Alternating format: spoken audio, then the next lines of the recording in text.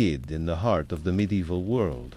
When the roads were dark and the nights longer than a man's shadow, there existed a refugia, flickering island of warmth in a sea of storms. The tavern, not just a place of ale and song, but a sanctuary for the lost, the hunted, the weary souls who carried their scars in silence.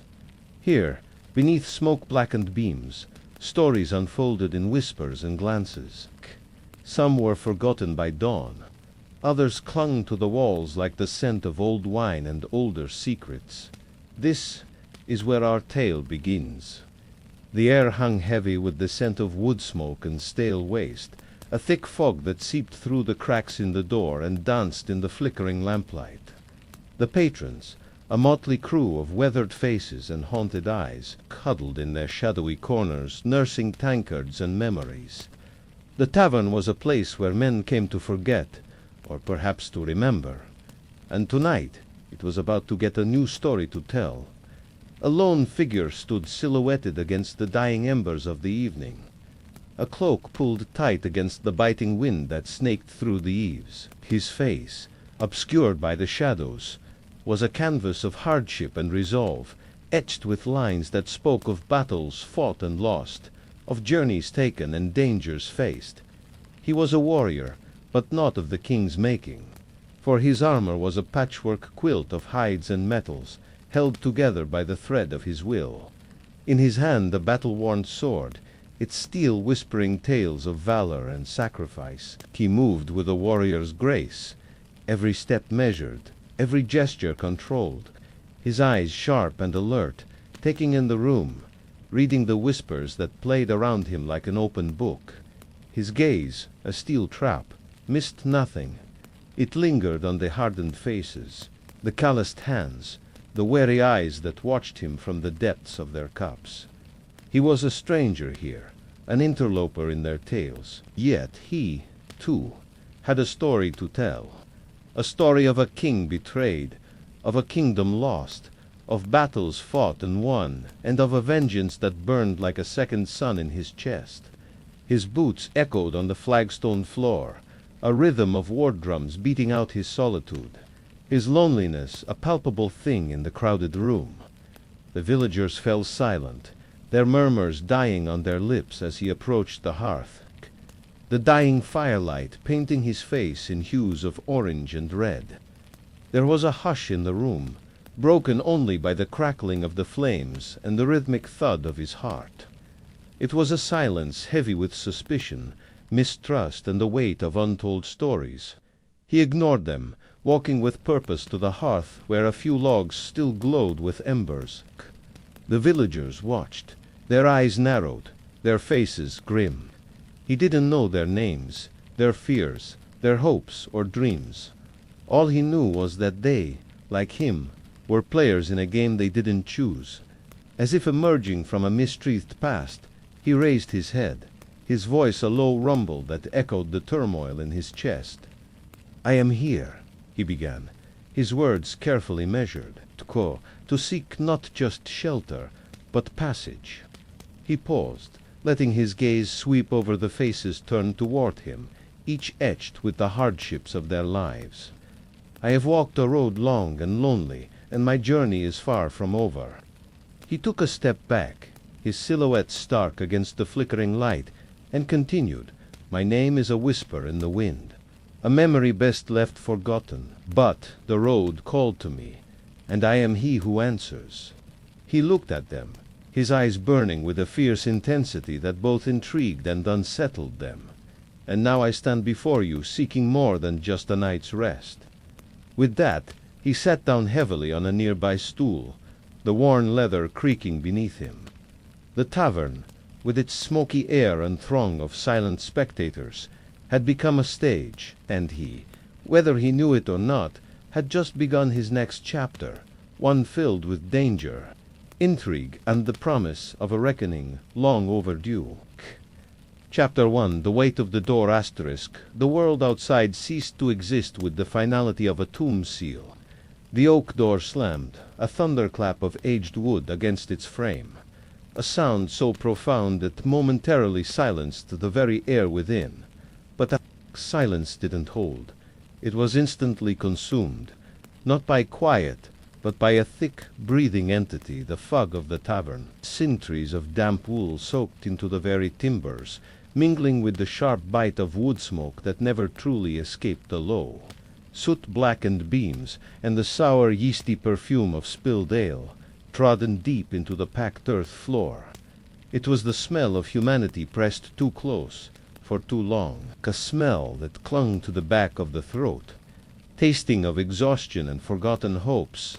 Above the vast cavernous hearth, a single rushlight cuttered its frail, greasy flame, fought a losing battle against the encroaching gloom, casting wild-cut, monstrous shadows that danced across the faces hunched over scarred trestle tables. Sweat gleamed on brows furrowed in concentration or blurred by drink. Eyes, reflecting the unstable light, held the flat sheen of weary beasts or the sharp glint of suspicion. The light didn't illuminate. It revealed in flickers and starts, carving hollows beneath cheekbones, turning the curve of a tankard into a weapon. A furrowed brow into a map of ancient grievances dot your hand. A stranger here finds the edge of the nearest table, not smooth oak, but a battlefield of time. The grain is rough, deeply scored by countless knives, marks of ownership, boredom, or sudden violence, preserved in resin that feels perpetually sticky, tacky against the skin. It smells ancient, sour yeast baked into the wood, overlaid, with the rancid grease of 1,000 meals eaten hastily, desperately. This surface isn't furniture. It's an artifact of survival, absorbing the sweat, the grease, the blood, the spilled lifeblood of cheap wine. You trace a deep gouge, feeling the history of impact vibrate faintly beneath your fingertips. A tremor, not of the wood, but of your own sudden, profound dislocation. This is no haven, not a place of rest. It lives. It breathes the hot, damp air exhaled by 100 lungs. It pulses with a low, guttural rhythm, the rumble of curses in thick, low German dialect, spat between teeth stained by coarse bread and cheaper ale. The rhythmic, hollow thump-thump of a heavy pewter tankard striking oak in time to some internal, angry drumbeat. The sudden, sharp crack of knuckles rapping impatiently for service, or perhaps striking something softer. A discordant symphony conducted by necessity and desperation. The very air vibrates with the potential for violence, for camaraderie as fleeting and treacherous as the rushlight's flame, for the crushing indifference of the crowd. You are adrift utterly, a solitary craft tossed on a dark, churning sea. Festse. The faces around you blur into a single watchful entity, a wall of leather and wool and weathered skin. Each pair of eyes that flickers towards you carries its own silent assessment, threat, opportunity, or simply another obstacle in the cramped space. Fellowship here isn't offered. It's a burden, a potential snare in the intricate, unspoken web of loyalties and debts that bind these men to this place, this night. A forced laugh erupts nearby, harsh and devoid of joy, swallowed instantly by the general murmur. It feels like a mockery of the very concept of comfort, sleep. The thought is a cruel taunt, whispered by exhaustion but drowned out by the cacophony. To close your eyes here is to offer your throat. The weight of watchfulness presses down, heavier, caped than any blanket.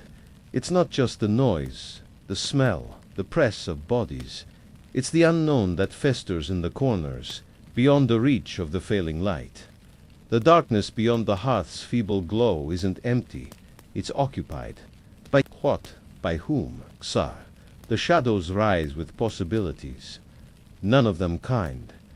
Beneath the rough-hewn bench where you perch, unseen in the gloom, comes the low, continuous rumble of a growl.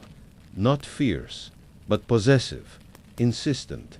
The scrape of teeth on bone. A dog, forgotten or ignored, claiming its meager prize in the underworld beneath the tables. A reminder that survival here operates on multiple levels, unseen, heard only in the dark. Look down, and your worn boot, caked with the mud of leagues traveled, rests near something unexpected. A single brown feather, small and unremarkable, drifts down silently from the smoke-blackened rafters high above. It lands on the sticky floor, a fragile, forgotten thing, utterly alien amidst the grime and the weight of men. A sparrow's plume, perhaps, lost in its own journey, finding its final rest in this unlikely, hostile place. A tiny monument to vulnerability, your eyelids. They grow heavy, leaden, dragged down not by the sweet pull of slumber, but by the sear, oppressive weight of it all. The watchfulness, the noise, the smell, the profound sense of being an interloper in a world governed by rules you don't understand, where every gesture could be misinterpreted, every silence a challenge. It's the weight of the unknown pressing in from the darkness beyond the firelight, seeping through the cracks in the door, whispering from the shadowed corners. It's the weight of the door itself, slammed shut, locking you into this breathing, pulsing organism of smoke and sweat and suspicion. Peace is not merely absent. It feels like a myth whispered in a dead language. Pacing shifts slightly, drawing focus inward to the protagonist and immediate surroundings. The fire spits. A shower of angry sparks ascends briefly into the gloom before vanishing, extinguished by the thick air. A man 2 benches over, his face lost in shadow beneath a hood drawn low, shifts. His hand moves slowly, deliberately, to the worn leather hilt of the eating knife sheathed at his belt. It's not a threat aimed at you, not directly.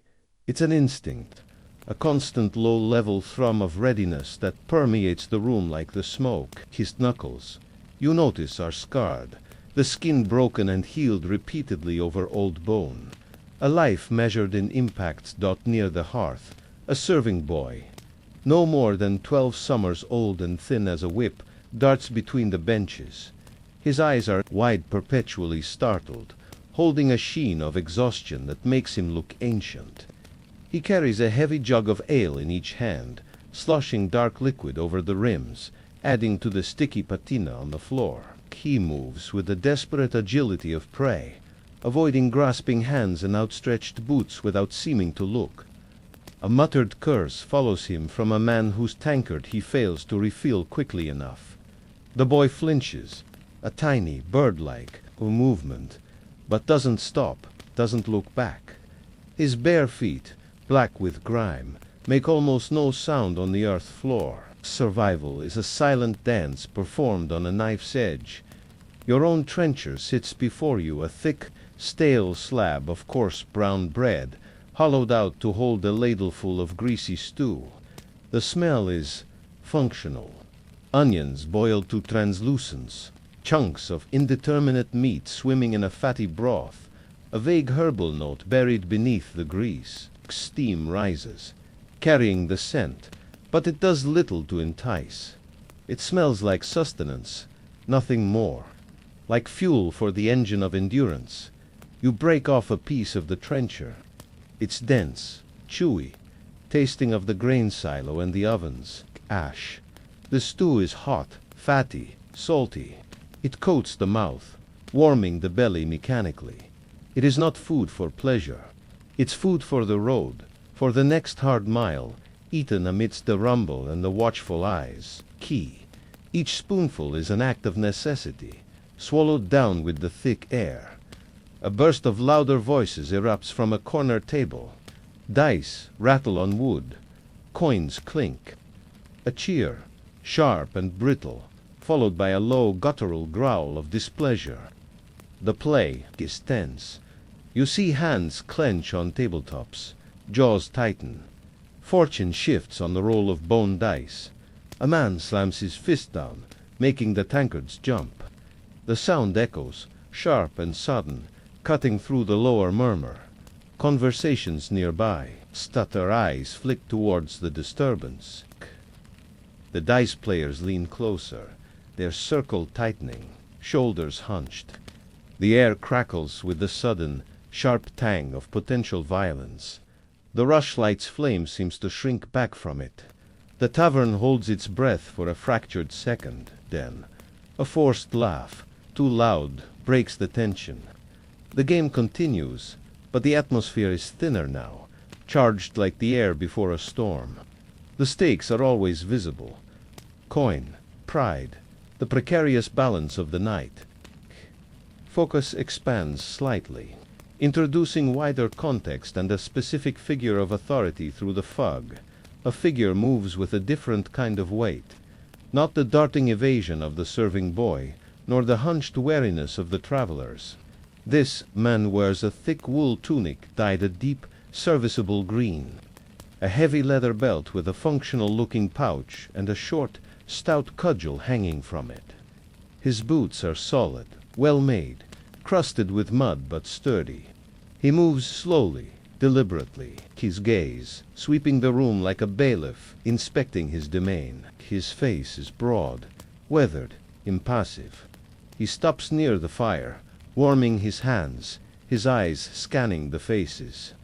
Not looking at people, but through them, assessing the mood, the level of drunkenness, the potential for trouble.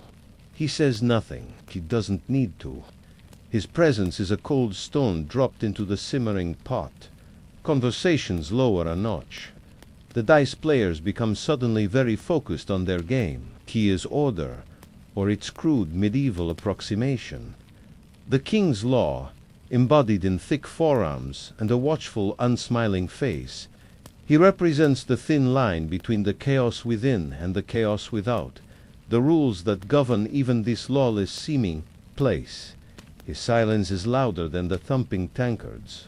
He is a reminder. Even here, in the belly of noise and anonymity, someone watches, someone judges.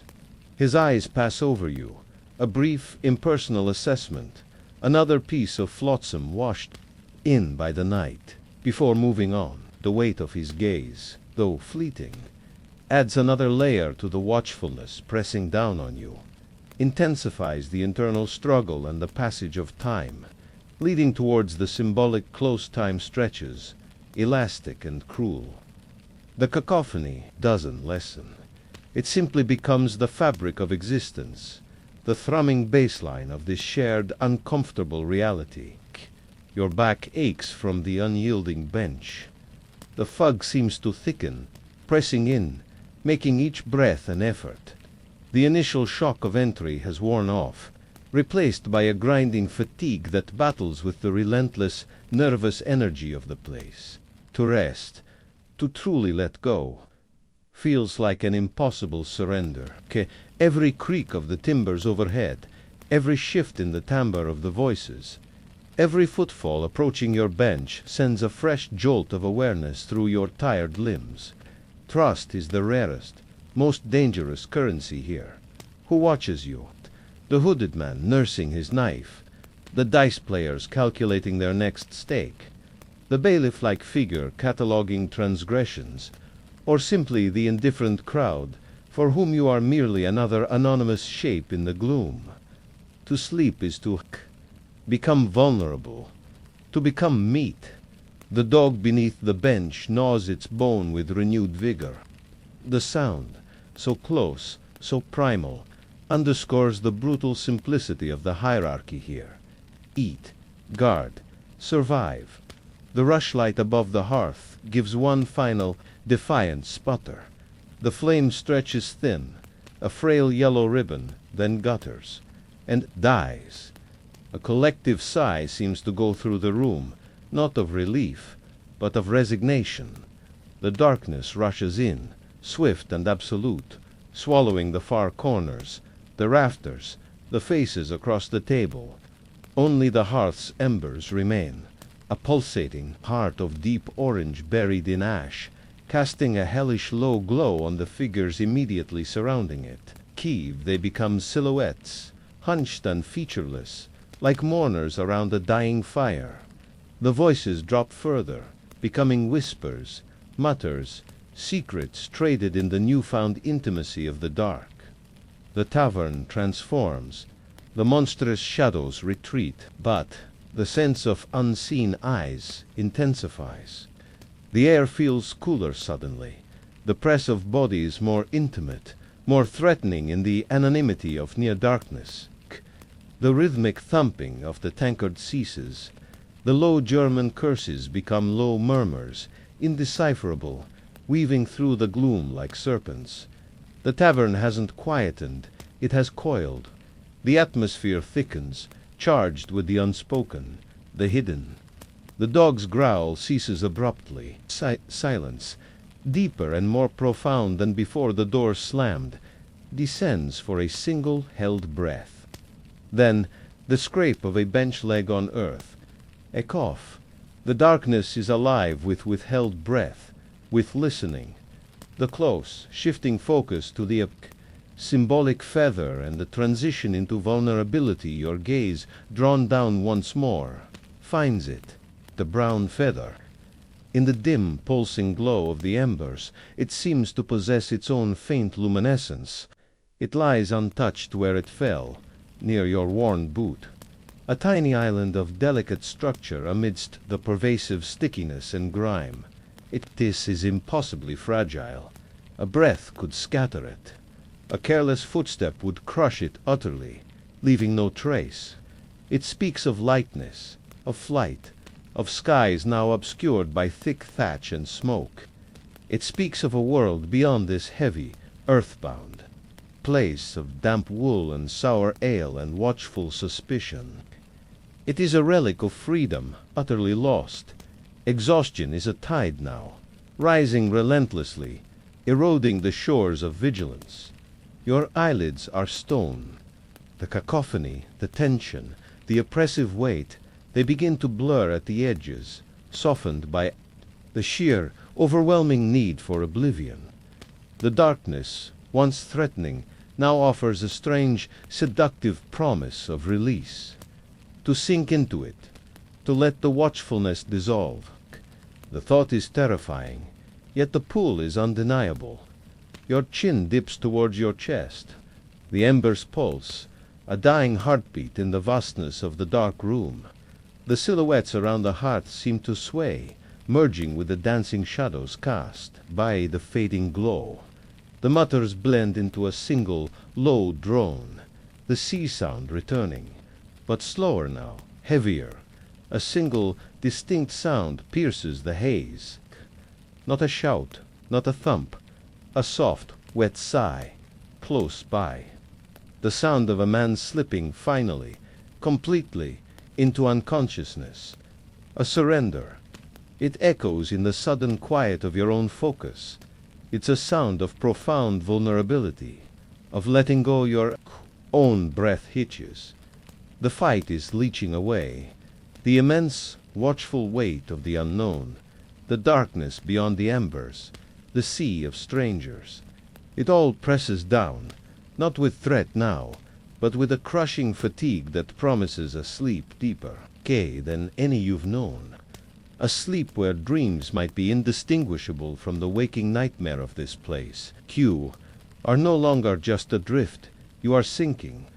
The fragile feather, barely visible now in the gloom, seems to tremble. Or is it just the failing light? The last of the embers casts a final, dying gleam upon it. Then darkness, almost total, the feather vanishes. And in that vanishing, in the final surrender to the tide of exhaustion pulling you under, a new, colder fear takes root.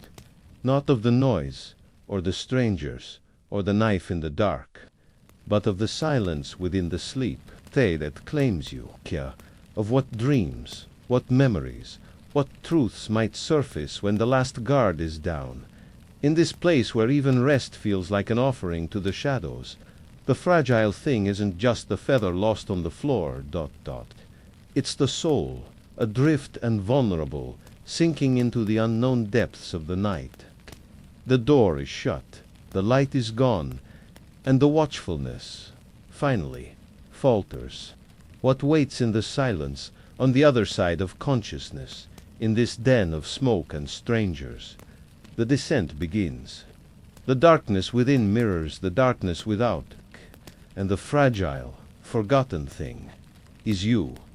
Chapter 2. The captivity of warmth outside. The world is a crypt of ice. Frost feathers the single small window pane, etching a fragile, intricate lattice against the impenetrable blackness of the winter night. It's a barrier, thin as hope, holding back the vast, consuming cold that seeks entry.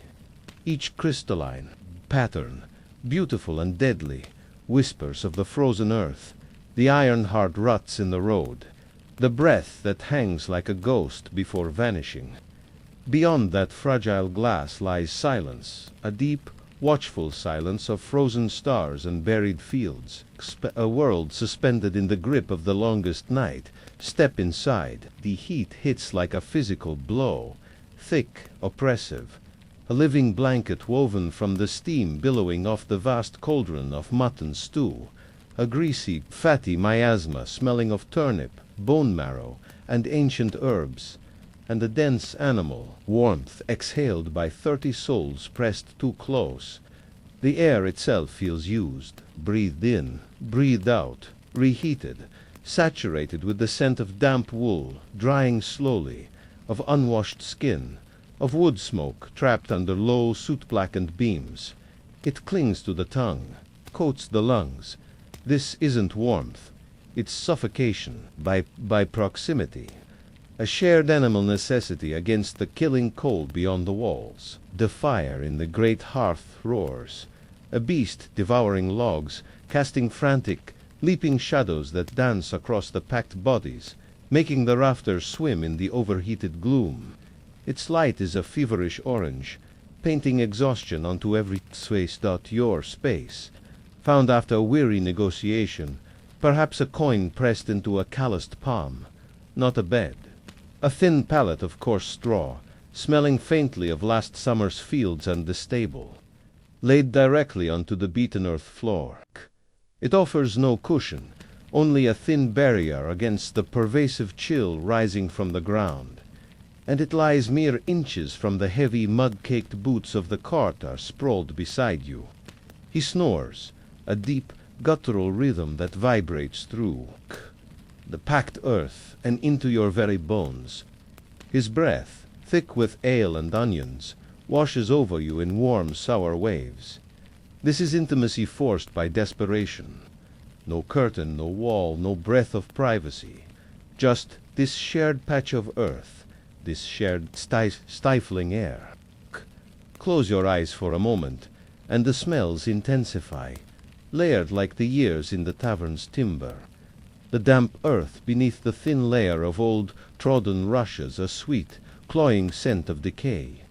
Like forgotten roots in a cellar, the metallic tang of the vast iron stew-pot, cooling now but still radiating its greasy history, the pungent, unmistakable musk of bodies long unbathed, sweat ingrained into wool and linen, a bass note beneath the wood smoke and food. And beneath it all, faint but persistent, the sour tang of spilled ale and vomit soaked into the earth over decades. It's the smell of shared humanity stripped bare, of survival etched into the very fabric of the place. Listen, not to the fire's roar, but beneath it. Every cough is a jagged tear in the fabric of the room, wet, phlegmy, echoing. From the lungs of the old man near the door, every muttered dream fragment, a half-whispered name or a cry lost in sleep, drifts like smoke, unintelligible yet charged with private terror or longing. Every shift of a body, the rustle of straw, the scrape of a boot sole on packed earth, resonates through the floor. You feel it as much as hear it. A tremor transmitted through the ground, a constant reminder of the fragile, breathing ecosystem you're embedded within. The carter's boot brushes your palate as he turns, a rough intrusion. You feel the collective weight of the sleepers pressing down, the shared exhalations thickening the air you struggle to draw in. Near the hearth, a figure moves, Margot the tavern maid, her face caught in the flickering firelight. is a landscape of exhaustion.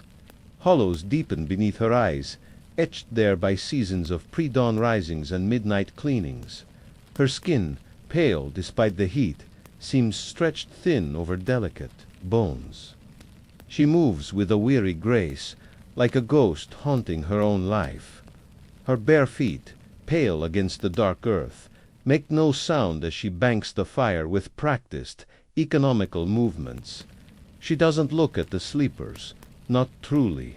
Her gaze passes through them, unfocused, distant, fixed on a point beyond the thick timber walls, beyond the frost-feathered window. She pauses, the heavy iron poker held loosely in her slim hand. The firelight catches the sharp line of her jaw, the downward curve of her mouth, not sad, simply emptied. The weight of the room, the heat, the responsibility, presses on her slight frame. Her hand drifts, almost unconsciously, to her waist.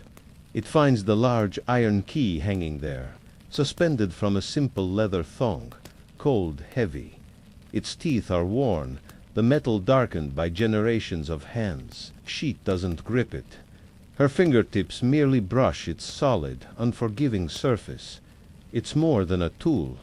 It's an anchor, a symbol of her duty to lock the door against the wolves, real and imagined, to guard the stock, the silver, the fragile peace of this overheated den, but also a shackle. It binds her to this hearth, this fug, this relentless cycle of service and silent endurance. Her gaze lingers on the heavy door, barred now with a thick oak beam. Does she see the frozen world outside, or the cage within?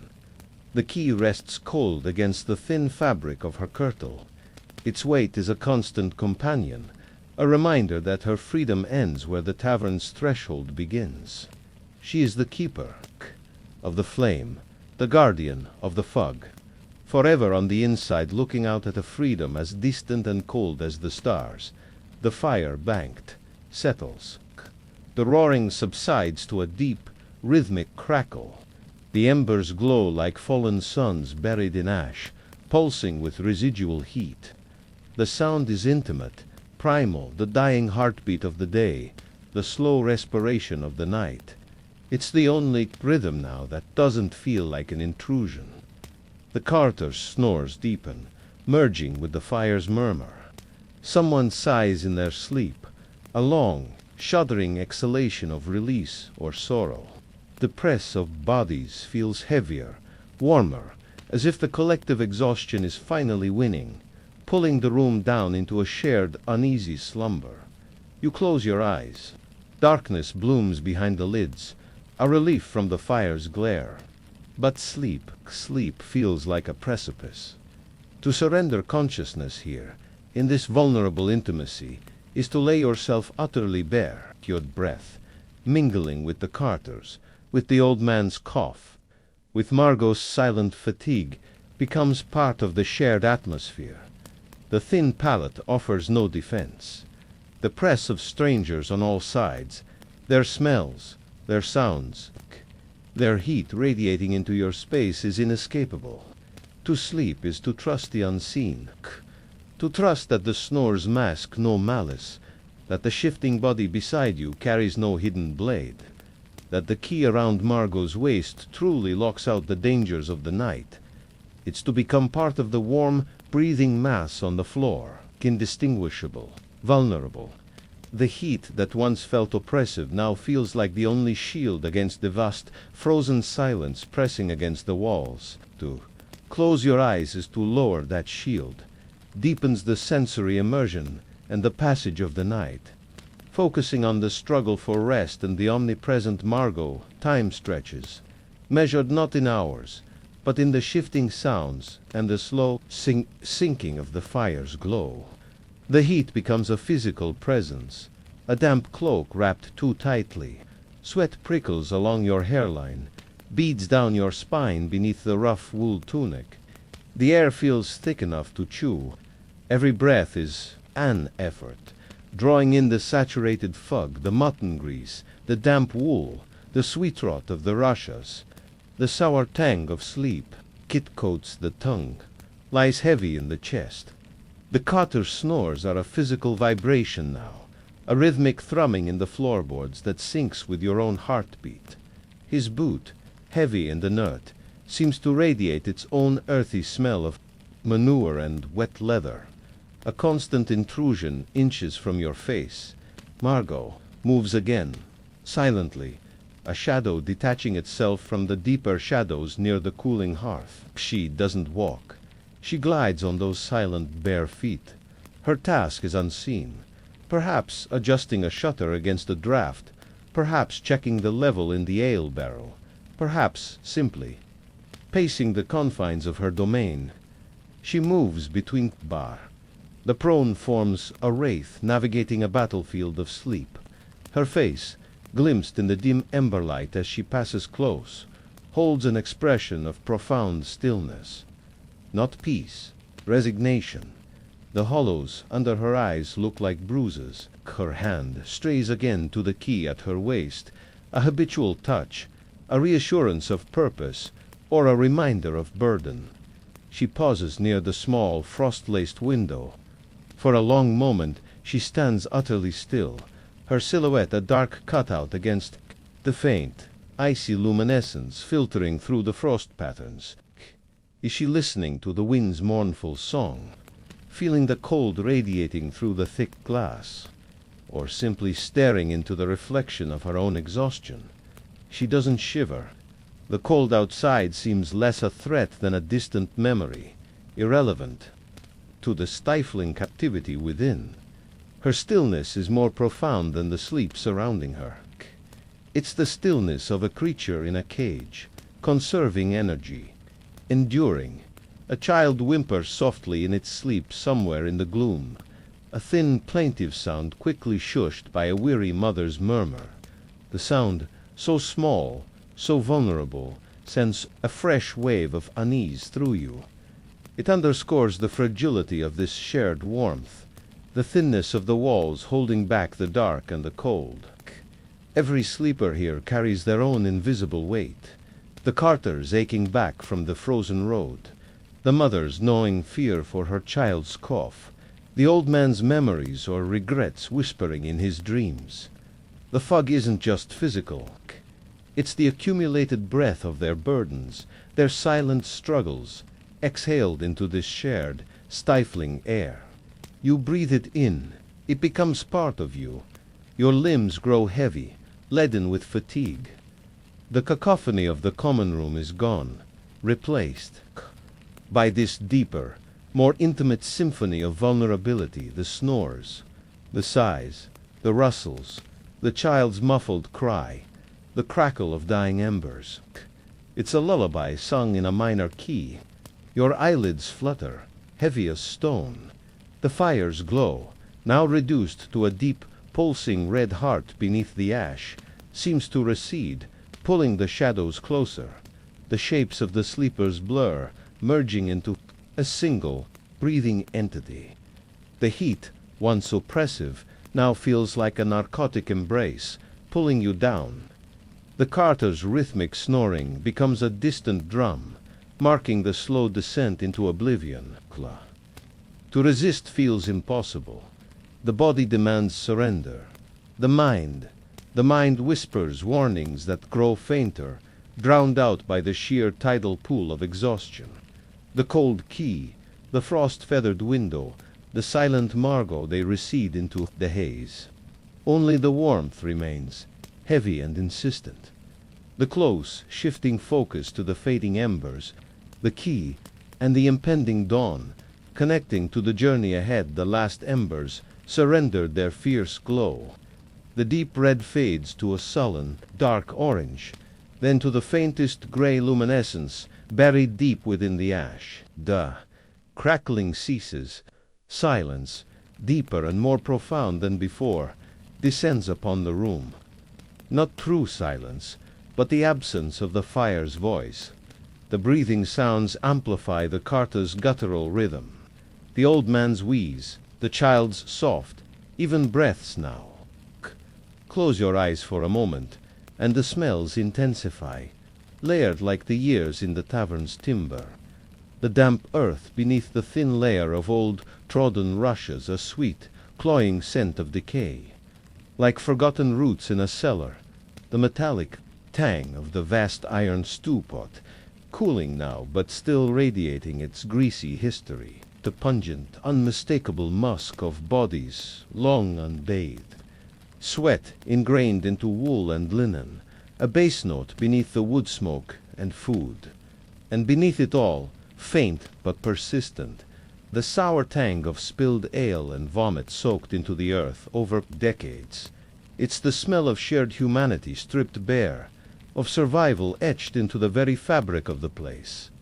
Listen, not to the fire's roar, but beneath it.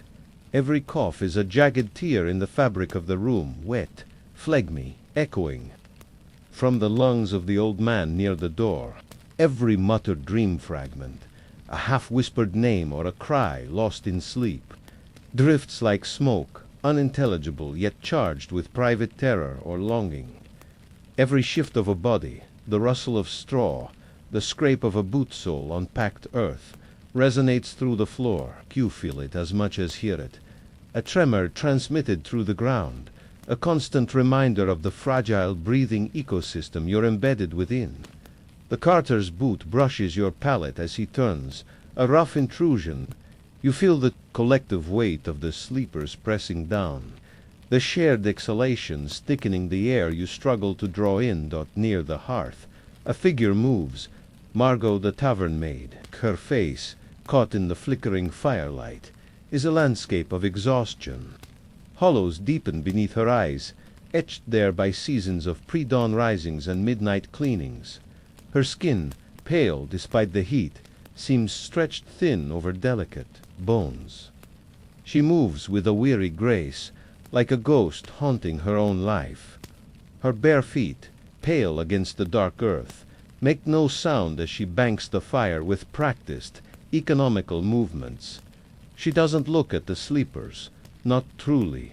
Her gaze passes through them, unfocused, distant, fixed on a point beyond the thick timber walls, beyond the frost-feathered window. She pauses, the heavy iron poker held loosely in her slim hand. The firelight catches the sharp line of her jaw, the downward curve of her mouth, not sad, simply emptied. The weight of the room, the heat, the responsibility, presses on her slight frame. Her hand drifts, almost unconsciously, to her waist. It finds the large iron key hanging there, suspended from a simple leather thong, cold, heavy. Its teeth are worn, the metal darkened by generations of hands. Sheet doesn't grip it. Her fingertips merely brush its solid, unforgiving surface. It's more than a tool. It's an anchor, a symbol of her duty to lock the door against the wolves, real and imagined, to guard the stock, the silver, the fragile peace of this overheated den, but also a shackle. It binds her to this hearth, this fug, this relentless cycle of service and silent endurance. Her gaze lingers on the heavy door, barred now with a thick oak beam. Does she see the frozen world outside, or the cage within? The key rests cold against the thin fabric of her kirtle. Its weight is a constant companion, a reminder that her freedom ends where the tavern's threshold begins. She is the keeper of the flame, the guardian of the fug, forever on the inside looking out at a freedom as distant and cold as the stars. The fire banked, settles. The roaring subsides to a deep, rhythmic crackle. The embers glow like fallen suns buried in ash, pulsing with residual heat. The sound is intimate, primal, the dying heartbeat of the day, the slow respiration of the night. It's the only rhythm now that doesn't feel like an intrusion. The carter's snores deepen, merging with the fire's murmur. Someone sighs in their sleep, a long, shuddering exhalation of release or sorrow. The press of bodies feels heavier, warmer, as if the collective exhaustion is finally winning, pulling the room down into a shared, uneasy slumber. You close your eyes. Darkness blooms behind the lids, a relief from the fire's glare. But sleep feels like a precipice. To surrender consciousness here, in this vulnerable intimacy, is to lay yourself utterly bare, your breath, mingling with the Carter's, with the old man's cough, with Margot's silent fatigue, becomes part of the shared atmosphere. The thin palate offers no defense. The press of strangers on all sides, their smells, their sounds, their heat radiating into your space is inescapable. To sleep is to trust the unseen, to trust that the snores mask no malice, that the shifting body beside you carries no hidden blade, that the key around Margot's waist truly locks out the dangers of the night. It's to become part of the warm, breathing mass on the floor, indistinguishable, vulnerable. The heat that once felt oppressive now feels like the only shield against the vast, frozen silence pressing against the walls. To close your eyes is to lower that shield, deepens the sensory immersion and the passage of the night. Focusing on the struggle for rest and the omnipresent Margot, time stretches, measured not in hours, but in the shifting sounds and the slow sinking of the fire's glow. The heat becomes a physical presence, a damp cloak wrapped too tightly. Sweat prickles along your hairline, beads down your spine beneath the rough wool tunic. The air feels thick enough to chew. Every breath is an effort, drawing in the saturated fug, the mutton grease, the damp wool, the sweet rot of the Russias. The sour tang of sleep kit coats the tongue, lies heavy in the chest. The Carter's snores are a physical vibration now, a rhythmic thrumming in the floorboards that syncs with your own heartbeat. His boot, heavy and inert, seems to radiate its own earthy smell of manure and wet leather, a constant intrusion inches from your face. Margot moves again, silently, a shadow detaching itself from the deeper shadows near the cooling hearth. She doesn't walk. She glides on those silent bare feet. Her task is unseen, perhaps adjusting a shutter against a draft, perhaps checking the level in the ale barrel, perhaps simply pacing the confines of her domain. She moves between bar. The prone forms a wraith navigating a battlefield of sleep. Her face, glimpsed in the dim emberlight as she passes close, holds an expression of profound stillness. Not peace, resignation. The hollows under her eyes look like bruises. Her hand strays again to the key at her waist, a habitual touch, a reassurance of purpose, or a reminder of burden. She pauses near the small, frost-laced window. For a long moment she stands utterly still, her silhouette a dark cutout against the faint, icy luminescence filtering through the frost patterns. Is she listening to the wind's mournful song, feeling the cold radiating through the thick glass, or simply staring into the reflection of her own exhaustion? She doesn't shiver. The cold outside seems less a threat than a distant memory, irrelevant to the stifling captivity within. Her stillness is more profound than the sleep surrounding her. It's the stillness of a creature in a cage, conserving energy, enduring.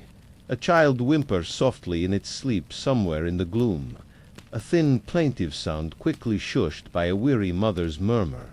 The sound, so small, so vulnerable, sends a fresh wave of unease through you. It underscores the fragility of this shared warmth, the thinness of the walls holding back the dark and the cold. Every sleeper here carries their own invisible weight. The Carters aching back from the frozen road, the mother's gnawing fear for her child's cough, the old man's memories or regrets whispering in his dreams. The fog isn't just physical. It's the accumulated breath of their burdens, their silent struggles, exhaled into this shared, stifling air. You breathe it in. It becomes part of you. Your limbs grow heavy, leaden with fatigue. The cacophony of the common room is gone, replaced by this deeper, more intimate symphony of vulnerability, the snores, the sighs, the rustles, the child's muffled cry, the crackle of dying embers. It's a lullaby sung in a minor key. Your eyelids flutter, heavy as stone. The fire's glow, now reduced to a deep, pulsing red heart beneath the ash, seems to recede, pulling the shadows closer. The shapes of the sleepers blur, merging into a single, breathing entity. The heat, once oppressive, now feels like a narcotic embrace, pulling you down. The carter's rhythmic snoring becomes a distant drum, marking the slow descent into oblivion. To resist feels impossible. The body demands surrender. The mind whispers warnings that grow fainter, drowned out by the sheer tidal pool of exhaustion. The cold key, the frost-feathered window, the silent Margot, they recede into the haze. Only the warmth remains, heavy and insistent. The close, shifting focus to the fading embers, the key, and the impending dawn, connecting to the journey ahead. The last embers surrendered their fierce glow. The deep red fades to a sullen, dark orange, then to the faintest gray luminescence buried deep within the ash. The crackling ceases. Silence, deeper and more profound than before, descends upon the room. Not true silence, but the absence of the fire's voice. The breathing sounds amplify the carter's guttural rhythm. The old man's wheeze, the child's soft, even breaths now. The darkness thickens, pooling in the corners, swallowing the rafters, pressing down upon the huddled forms. It's a velvet weight. The frost on the window pane seems to gather what little light remains from the ash pile, glowing with a faint, internal chill, a silent counterpoint to the fading warmth within. Margot is a statue by the window now, her face turned towards the faint, icy patterns. The dying light from the hearth ash catches the curve of her cheek, the line of her throat. Her hand rests on the cold iron key. In the near-total darkness its solid shape is more felt than seen, a cold, heavy knot against her hip. The only unchanging thing in this room of shifting breaths and fleeting dreams, her expression, glimpsed in the ghostly light from the window, is unreadable. Is it weariness beyond measure? A flicker of longing for the silent, frozen world outside? Or simply the blankness of endurance stretched to its limit? She doesn't move. She is the silent sentinel in this den of vulnerable sleep, bound by cold iron and colder duty. The first, faintest hint of gray might be touching the highest frost patterns on the pane. Or is it just a trick of the exhausted eye? Dawn is a rumor, a distant promise as cold and fragile as the ice on the glass. The longest night holds its breath. Your own surrender is almost complete. The warmth, the heaviness, the rhythmic sounds, they pull you under like dark water. The vulnerability feels less like a threat now, more like an inevitability. You are adrift in the warm breathing sea of the floor, indistinguishable. The thin pallet, the carter's boot, the smell of decay. They fade. Consciousness blurs at the edges. But just before the final slide into oblivion, a single, clear image surfaces. Margot's hand, pale in the gloom, resting on the dark iron key, cold metal against weary flesh. A guardian bound, a prisoner warming herself by the embers of others' rest. The frost on the window seems to creep closer. Its delicate, deadly lattice, a reminder of the world waiting beyond the barred door. Beyond the fog, beyond this fragile, shared captivity of warmth. Sleep claims you, deep and profound. But the image lingers on the threshold of dreams, the cold key, the colder dawn, and the long frozen road that awaits when the door finally groans open. Key, the surrender is complete, but the journey is merely suspended. The warmth is a temporary reprieve, a shared illusion against the vast, enduring cold. And the keeper of the key holds the measure of the night, waiting for the gray light that will demand the door be unbarred, releasing them all back into the bite of the world. The road calls, cold and hard. But for now, Only the frost keeps watch. Chapter 3. The Bell and the Bones, the Scallop Shell.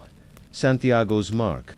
Tied with rough, unbleached twine that chafes the skin of your neck, as you curl onto the hard, unyielding bench, seeking a position the road-weary bones can endure. The shell's sharp edge bites into the hollow of your collarbone. A persistent, grounding pain. A reminder etched in flesh, not of distant Compostella's glory, but of the now, storm, the unrelenting now of stone beneath thin straw, of muscles screaming from leagues walked on frozen mud, of the profound vulnerability of being a stranger in a stranger's refuge. The badge of devotion becomes an anchor, pinning you to this moment of profound discomfort, silence, but not true silence.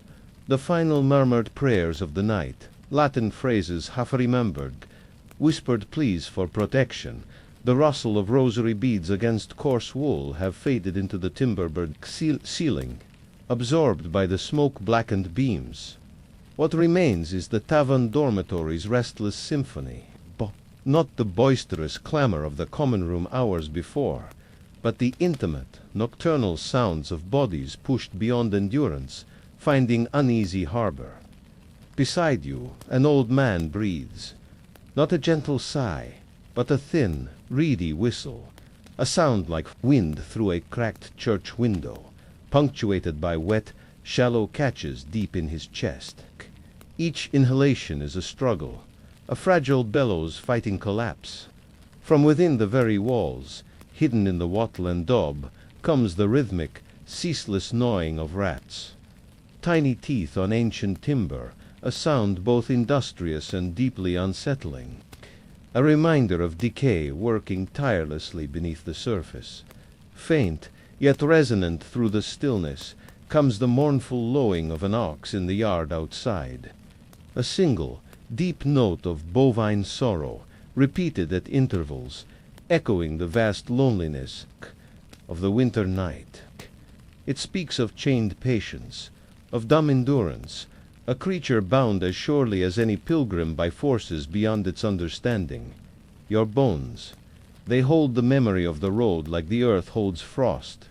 A deep, grinding ache settled into marrow, consion, and sinew. Every league walked on rutted tracks, every stumble on slick cobbles, every hour hunched against the biting wind it has accumulated. A physical ledger of suffering paid for the promise of grace. True rest feels like a phantom, a willow, the wisp dancing just beyond reach. To lie still is to feel the protest of every overtaxed muscle, the stiffness settling in like a second skin. The bench offers no solace, only a different kind of endurance.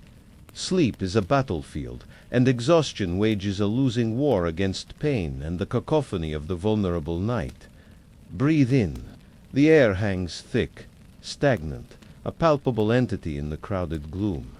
It carries ghosts. The pungent, greasy ghost of garlic sausage devoured hours ago, clinging stubbornly to wool and wood, but beneath it, woven through the fog of damp bodies and wood smoke, is another scent, the faint, sweet, cloying residue of incense, frankincense, and myrrh. The lingering perfume of the pilgrim's blessing offered hastily by a weary village priest. Before dusk, sacred smoke, meant to cleanse, to protect, to sanctify the journey. Here, in this fog of humanity and animal sounds, it mingles uneasily with the earthy tang of sausage, the sourness of spilled ale, the underlying musk of unwashed sleepers, an uneasy marriage of the divine and the desperately profane. The holy aspiration caught in the gritty web of survival, the scent of heaven snagged on the thorns of earth through a splintered crack in the heavy wooden shutters. Barred against the night's chill and unseen perils, a single sliver of moonlight forces its way in. It cuts a cold silver blade across the packed earth floor, a luminous path in the near darkness. Within its beam, illuminated with impossible clarity, dust motes dance, thousands of them, swirling, rising, falling in chaotic, silent ballet. Forgotten spirits, flecks of skin, of straw, of decayed rushes, of lives lived and shed in this ancient place. They drift, weightless yet bound by the room's invisible currents, catching the moonlight like tiny transient stars, beautiful, ephemeral, utterly insignificant against the weight of the sleeping forms around them. A universe of forgotten things dancing in a shaft of borrowed light. Then, piercing the layered sounds, the whistle, the gnawing, the lowing, comes a human cry. Not loud, stige, not a scream, but soft, choked, wrenched from the depths of a nearby sleeper. A name, Alara, or perhaps father, Xit. The word is swallowed instantly by the thick darkness, muffled by rough blankets, lost before it fully forms. But the desperation in it lingers, a raw wound in the fabric of the night, a fragment of a nightmare shared unwillingly with the room, a private agony escaping into the public vulnerability of sleep. It hangs in the air, colder than the moonlight. Asterisk, your hand instinctively tightens on the small pack tucked beneath your head, rough canvas, worn thin at the edges, smelling faintly of damp earth, wood smoke, and the dried herbs sewn into its lining against moss. Inside your meager world, spare hose, a pilgrim's scrip perhaps containing a crust of hard bread, a small vial of oil, a carefully folded indulgence. And beneath it all, pressing insistently against the canvas, you feel the sharp corner of your wooden cross. Small, crudely carved, smoothed by countless anxious fingers tracing its shape. Its presence is a comfort, a tangible anchor to faith. Yet its hard edge is also a pressure point, a reminder of the burden belief can be. You clutch the pack closer, seeking the solidity of its meager contents, the reassurance of the cross beneath your palm. It is all you have against the vastness of the journey, the strangeness of the night, the echo of that desperate, whispered name. In the wake of the cry, a deeper silence falls. Not absence, but a presence. The silence between sounds becomes vast, a living thing. It stretches, taut and listening. It fills the spaces between the old man's whistling breaths, between the rat's gnawing teeth, between the ox's mournful calls. It presses against your ears, thick and watchful. It feels like the silence of a cathedral at midnight, pregnant with unspoken prayers, or the silence of a forest holding its breath before the predator strikes. It is the silence of shared vulnerability, of 30 souls adrift in the dark, each lost in their own private sea of dreams, fears, or pain. You listen into it, straining for meaning, for threat, for solace. It offers none. Only its own immense glistening weight deepens the internal journey. The conflict between faith and fatigue, and the shared humanity of the dormitory. The ache in your bones deepens, settling into a cold throb that seems to resonate with the chill seeping through the shutters. The scallop shell is a constant, sharp companion. Each slight shift grinds it against bone. Is this penance? The physical manifestation of the spiritual burden, or merely the indifferent friction of the world against fragile flesh? The road's miles replay in the stiffness, the slick mud sucking at worn boots, the relentless incline of a stony pass, the way the wind found every gap in the threadbare cloak. The promise of the distant shrine feels abstract, a gilded dream, painted on the far horizon, while the reality is this bench, this ache, this gnawing sound in the walls. Doubt, cold and insidious as the draught under the door, whispers, is the shell a symbol of hope, or a brand marking you as prey for thieves and cynical innkeepers? Does the wooden cross guard your soul, or merely weigh down your pack? Faith, in the exhausted, vulnerable dark, feels less like a fortress and more like a fragile candle flame guttering in a vast, indifferent night dot around you. the symphony of k. Sleep continues its relentless score. The old man's whistle hitches, becomes a shallow rattle, then resumes its thin song. The rats, unseen architects of decay, maintain their rhythmic assault on the timbers. The ox's lowing sounds closer, now, or perhaps just more plaintive, a bass note of animal resignation underscoring the human struggle. A woman nearby sighs, a long, shuddering exhalation that speaks volumes of weariness beyond words. Someone else shifts heavily, straw rustling like dry bones, a muttered curse lost in a beard. The air thickens further with the collective exhalations, breath flavored with stale bread, cheap wine, bad teeth, and the sour tang of fear or sorrow swallowed down during the day. You breathe it in. It's the shared atmosphere of the displaced, the weary, the hopeful, and the broken, all bound, ticked together in this temporary, fragile shelter. The lingering incense feels like a thin, fading memory against this pungent reality. The sacred space is crowded out by the sheer animal fact of survival. The sliver of moonlight shifts imperceptibly on the floor, the dust motes within it swirling in new, unseen currents. The cold silver light seems to accentuate the shadows, deepening the hollows beneath the benches, turning the sleepers into anonymous, huddled shapes. The cry, Ilara, echoes again in the silent spaces of your mind. Whose voice was it? A young squire dreaming of a lost love left behind. A merchant remembering a daughter buried by plague. A fellow pilgrim haunted by what they fled. The anonymity of the cry makes it universal.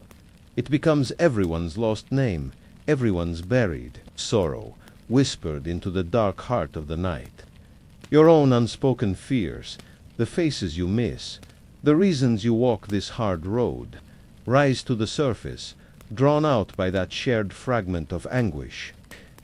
The wooden cross beneath your hand feels suddenly small, inadequate against the tide of human suffering, breathing softly in the gloom.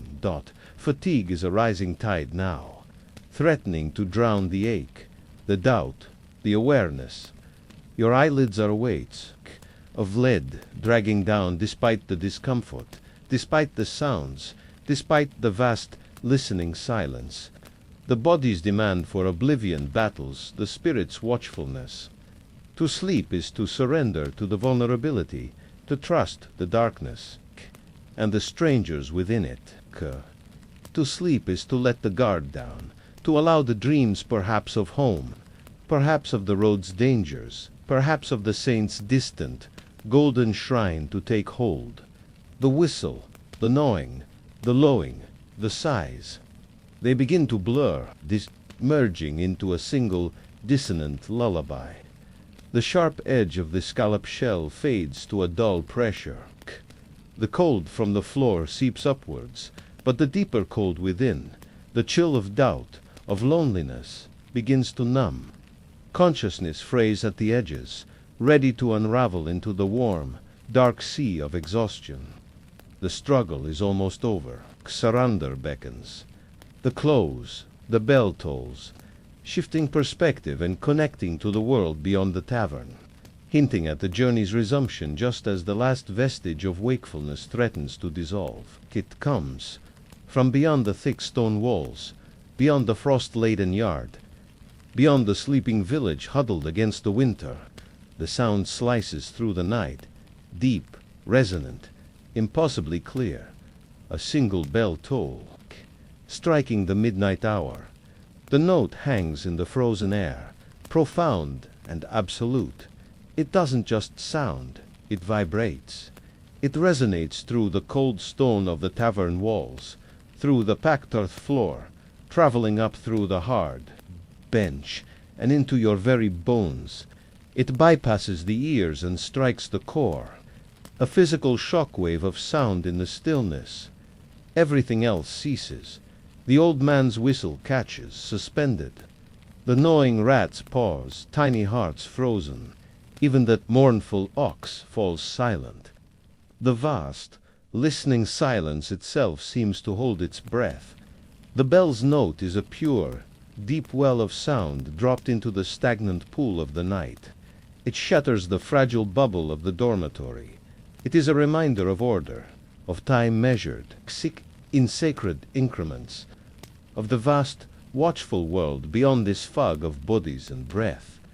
It speaks of the village church, solid and ancient, its spire pointing towards the indifferent stars. It speaks of the rhythm of monastic hours, prayers offered in the dead of night while the world sleeps or suffers. It speaks of boundaries, the demarcation of one day's toil ending, another's uncertainty beginning. It is the voice of God, or time, or simply the implacable turning of the wheel.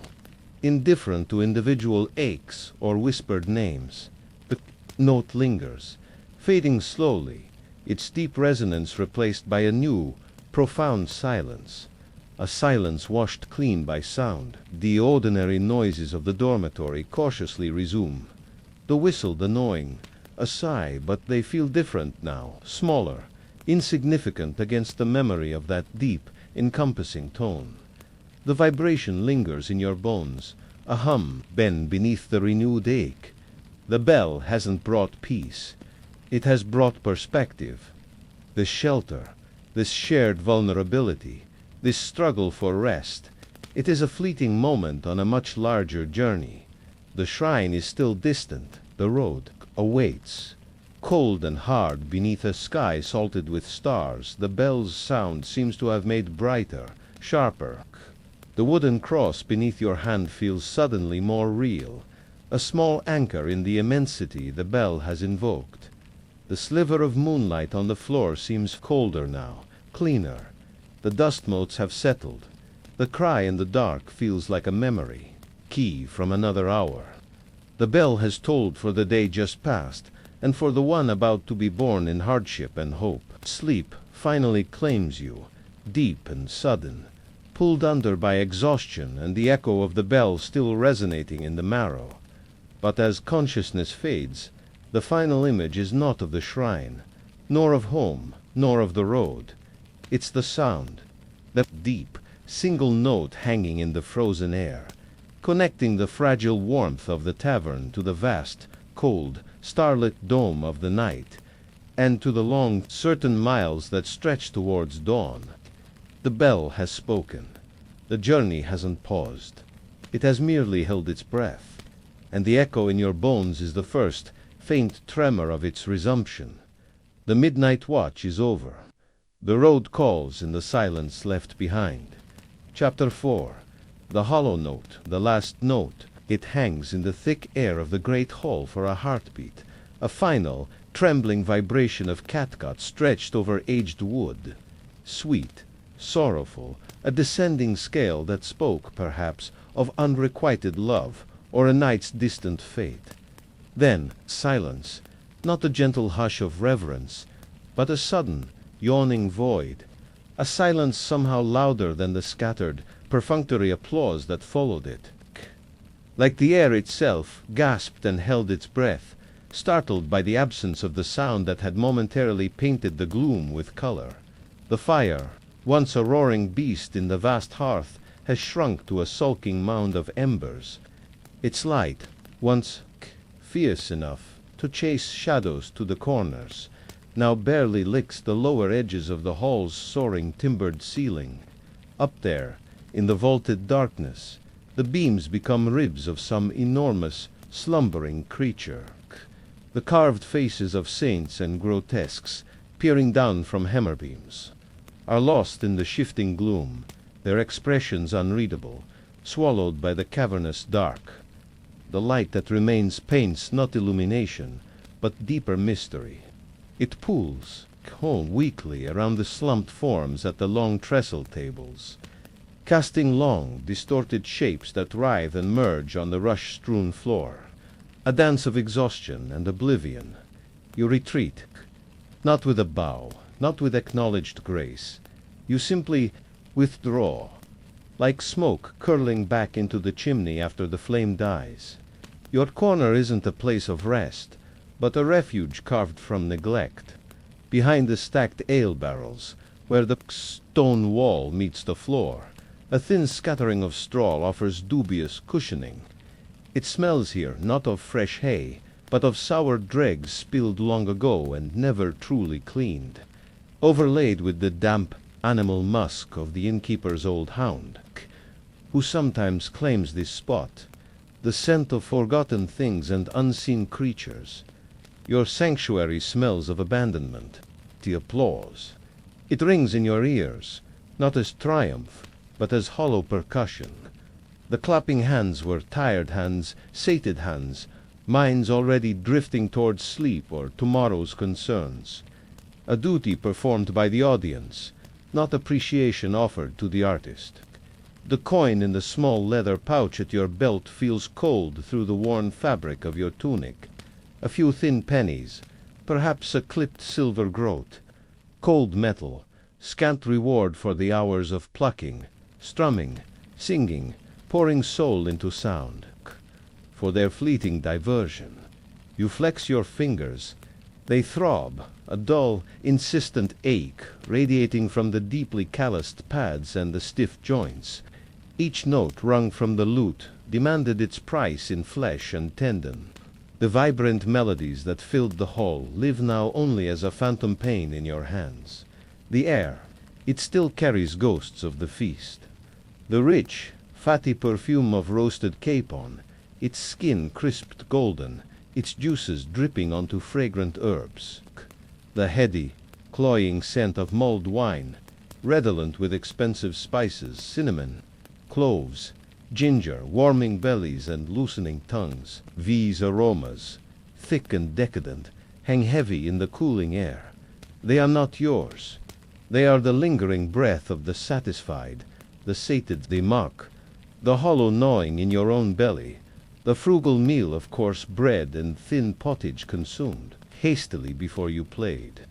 The scent of their abundance is a tangible wall separating you from the warmth of the fire, the comfort of the benches, the camaraderie of the full-stomached sleep settling over the hall. Look at them now, bodies surrendered to the wine and the weariness. The merchant, his fine wool tunic straining over his belly, slumped forward, mouth agape, snoring wetly into the crook of his arm, a thin line of spittle glistening in the dim light. A squire, barely more than a boy, curled tightly on a bench like a child seeking comfort, his face smooth in sleep, momentarily free of the burden of service. Nearer, the dying embers, the washerwoman, her hands raw and chapped even in repose, rests her head on folded arms.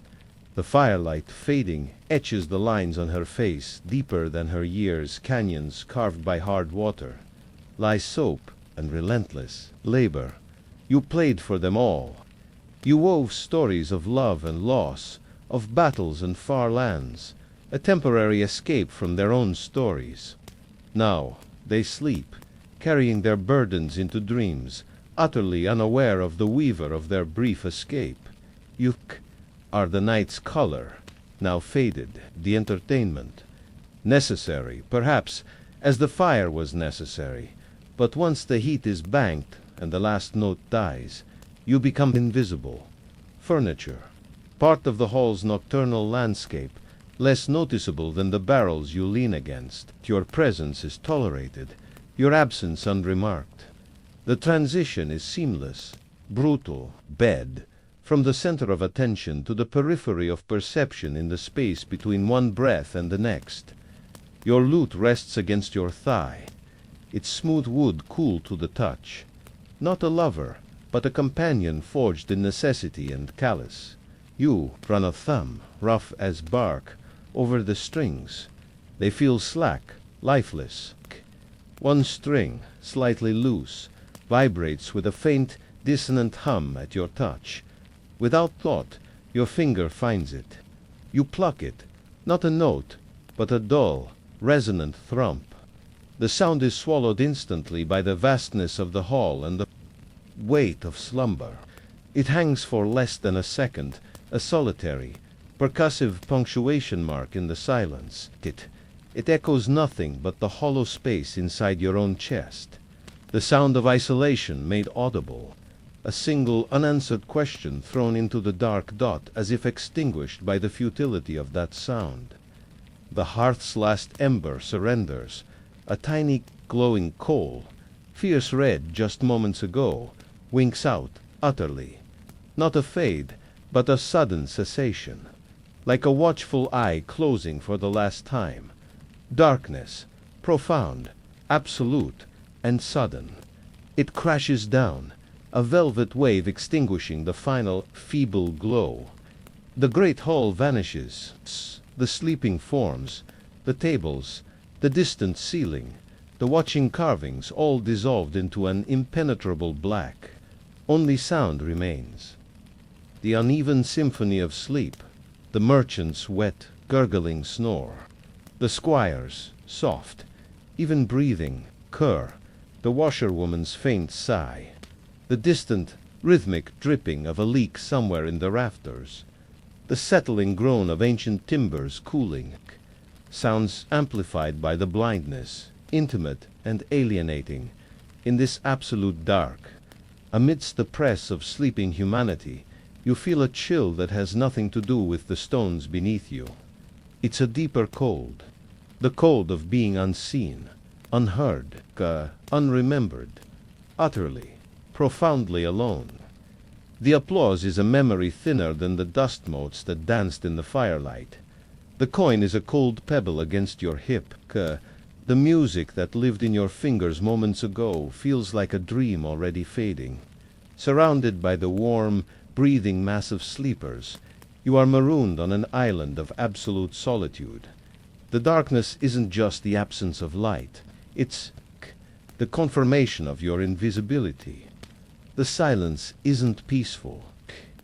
It's the sound of being forgotten, deepens the internal landscape. The artist's reflection, and the passage of the night, the cold from the flagged stones seeps upwards, relentless, through the thin layer of straw and the seat of your worn hose. It's a physical anchor to the reality of your position. Grounded, forgotten, you pull your threadbare cloak tighter around your shoulders. The rough weave, coarse wool rubbed thin in places, scratchy in others, is familiar against your cheek as you bury your chin into its meager protection.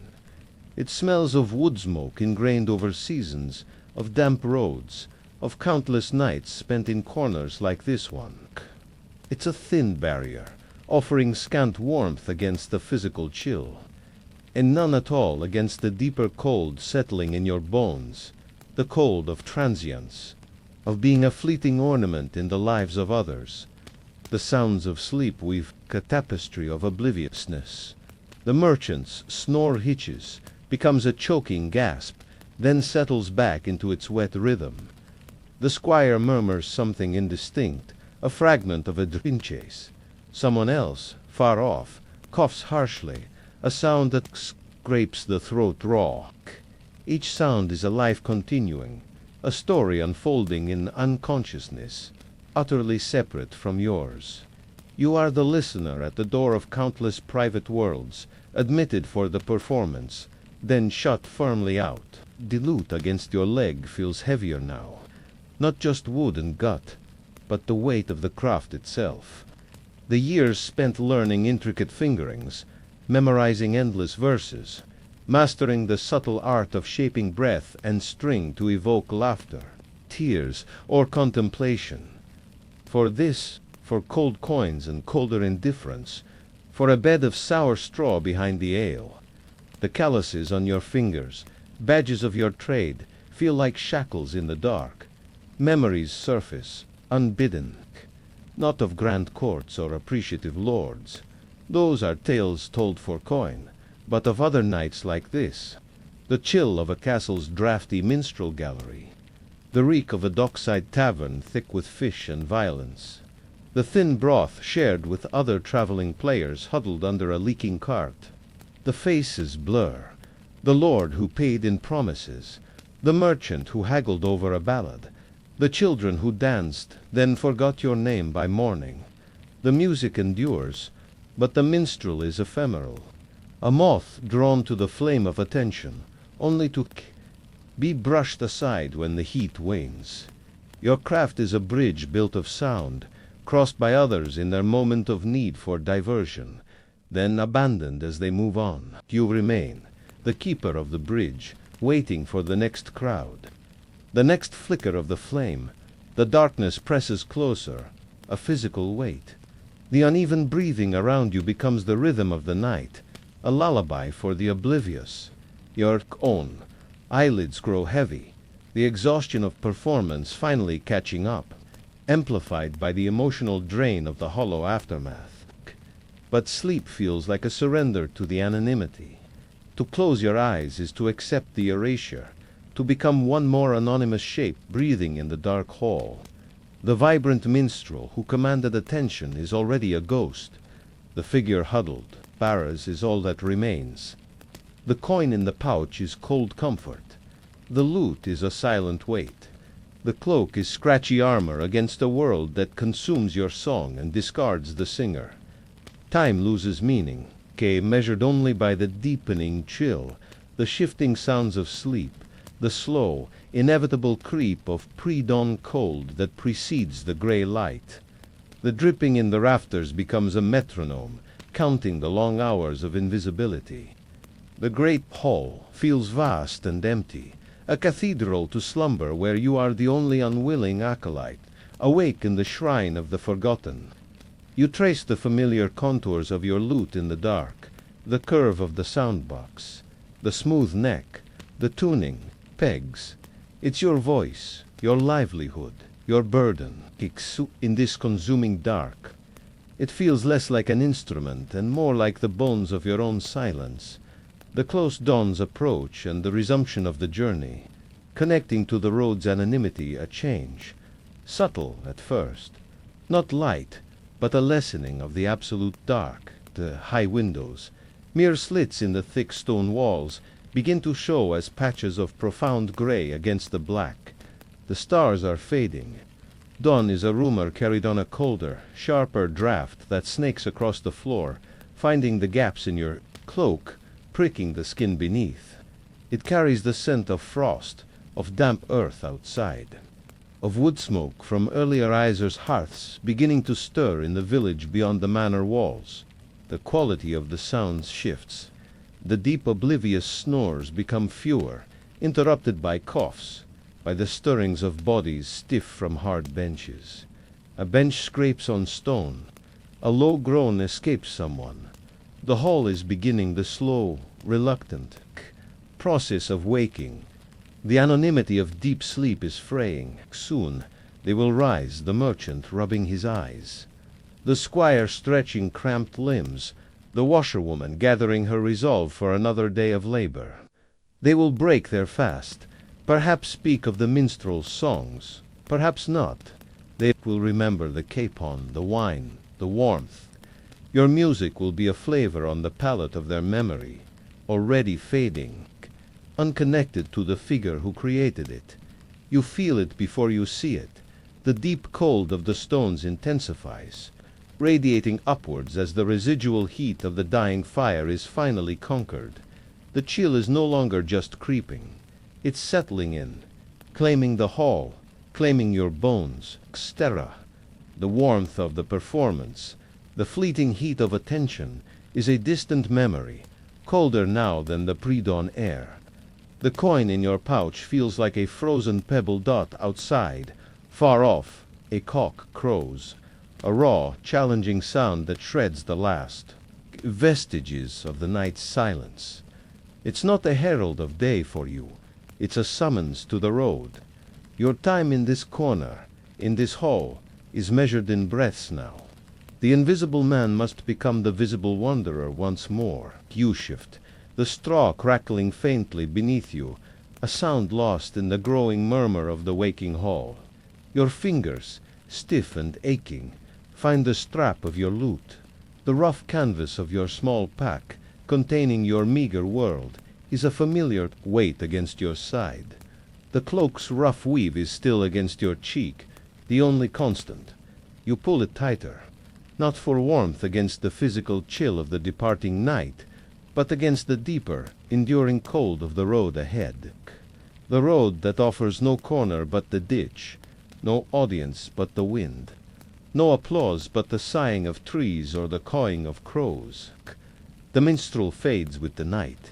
The traveler emerges with the grey light. The final note of this interlude wasn't the lute's sweet descent, nor the hollow thump in the dark.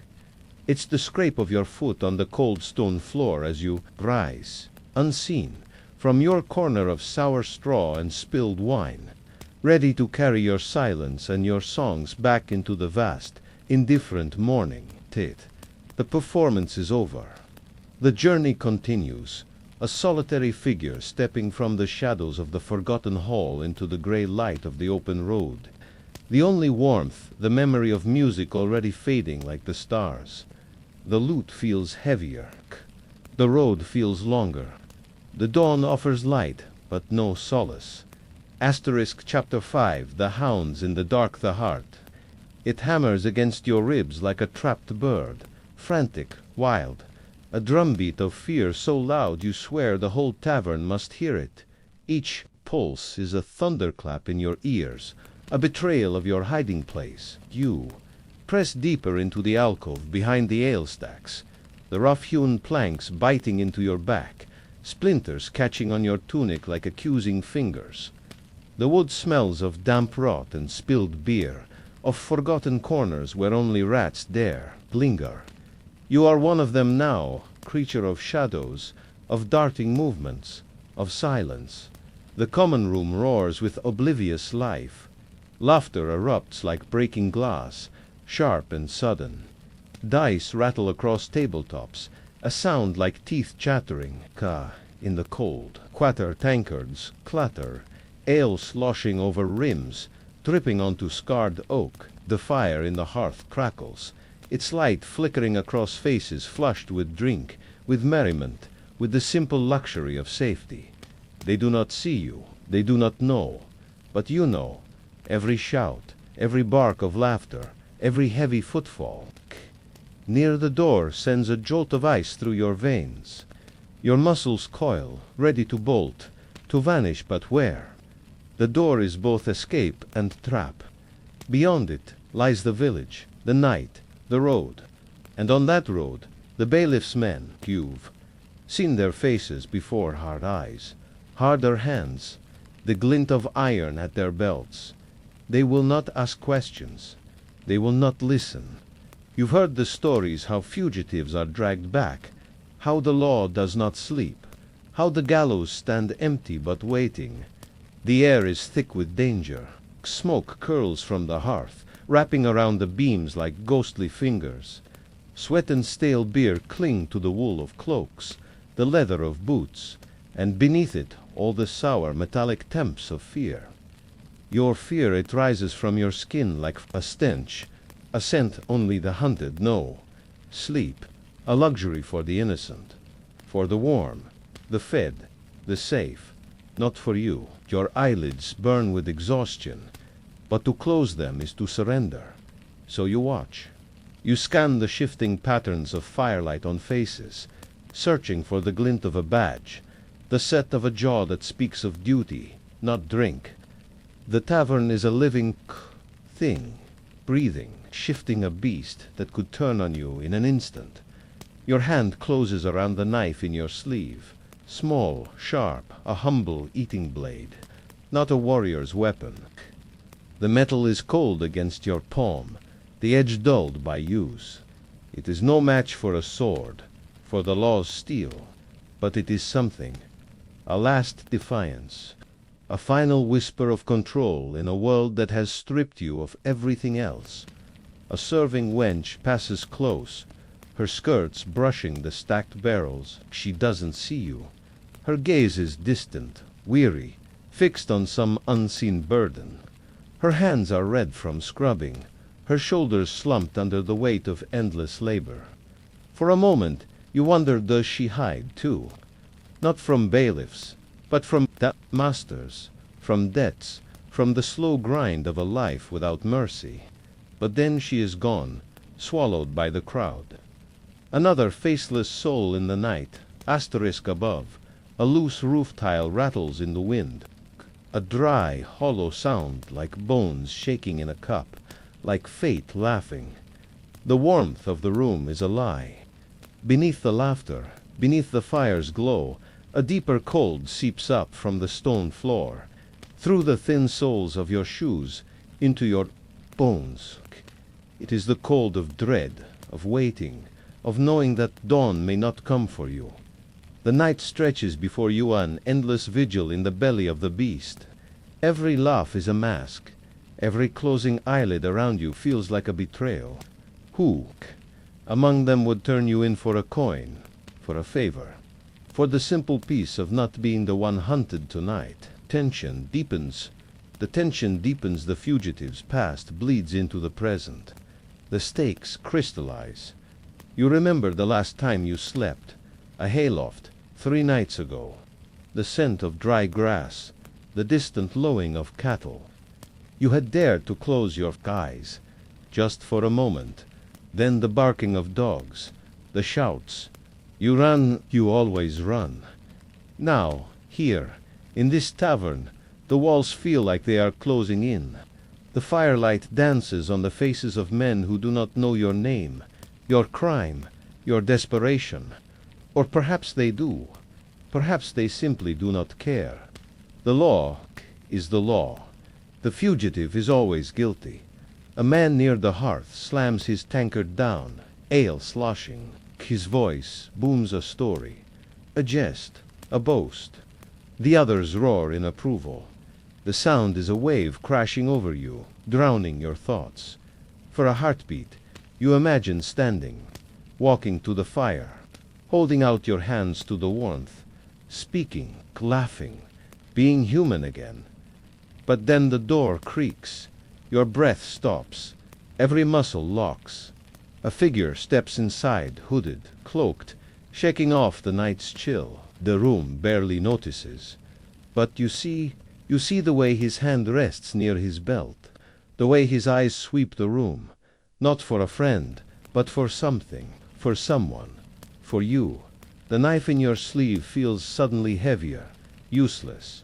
You press back into the shadows, willing yourself to vanish. The wood digs deeper into your spine. The air is too thick to breathe. The hooded man moves toward the bar. He doesn't speak. He doesn't have to. You know his kind.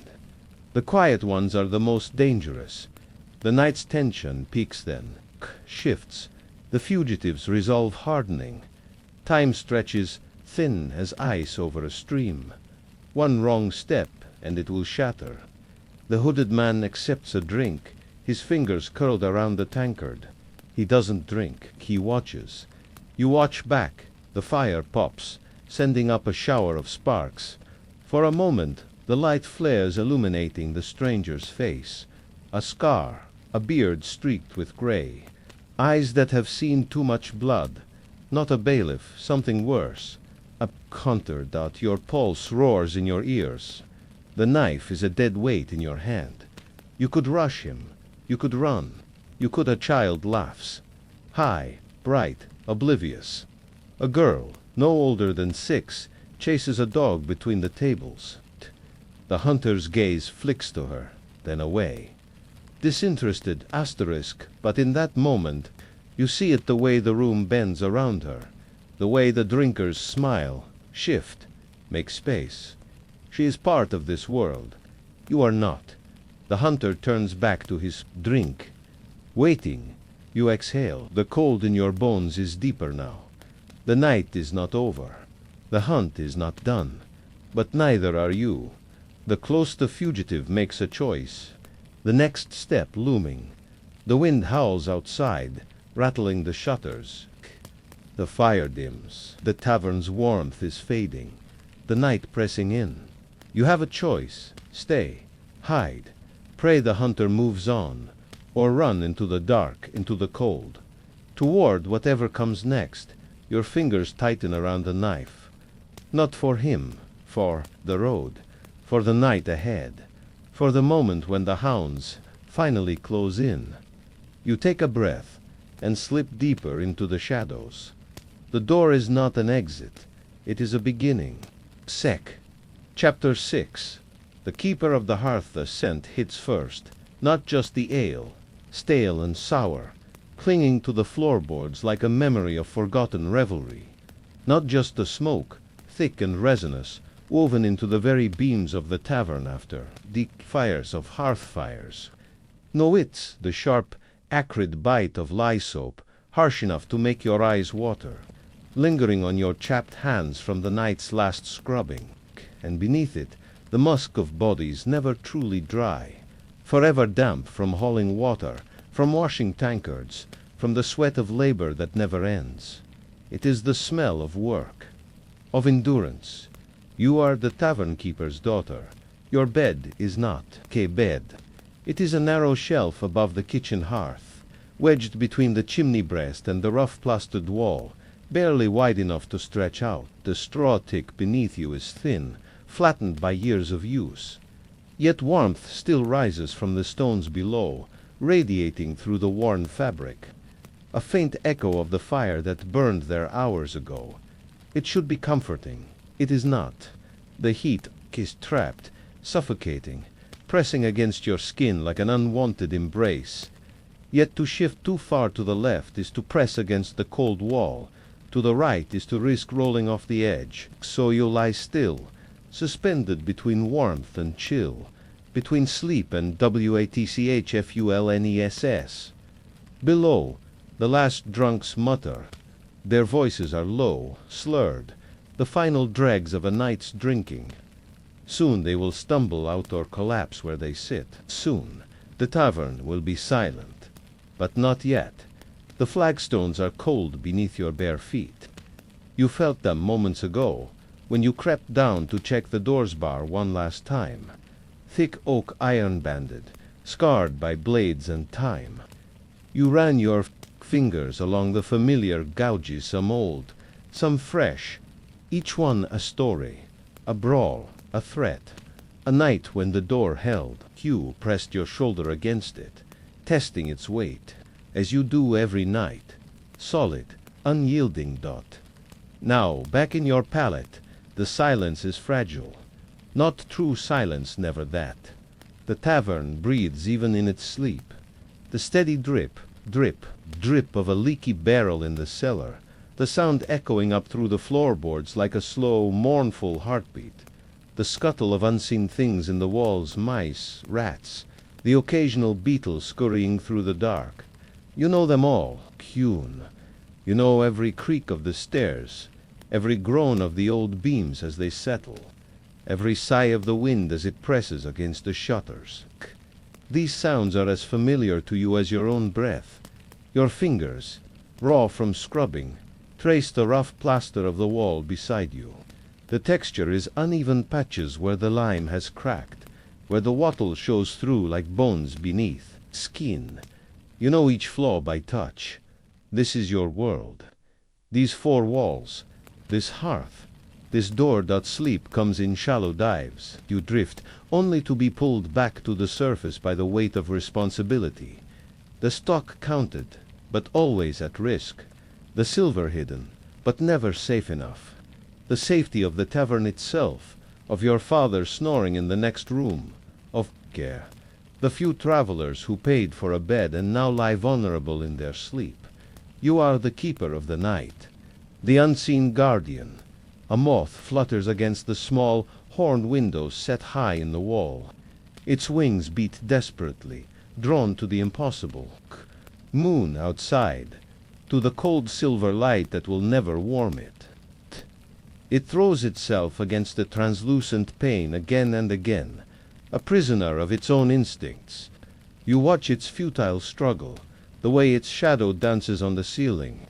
It mirrors the restless churn behind your own eyes, the need to escape, to fly, to be anywhere but here. But you do not fly. You listen not to the silence, not to the drip of the barrel or the scuttle in the walls. You listen for the sound that doesn't belong, the scrape of a lockpick, the creak of a boot on the stair that shouldn't be there, the whisper of a blade drawn in the dark.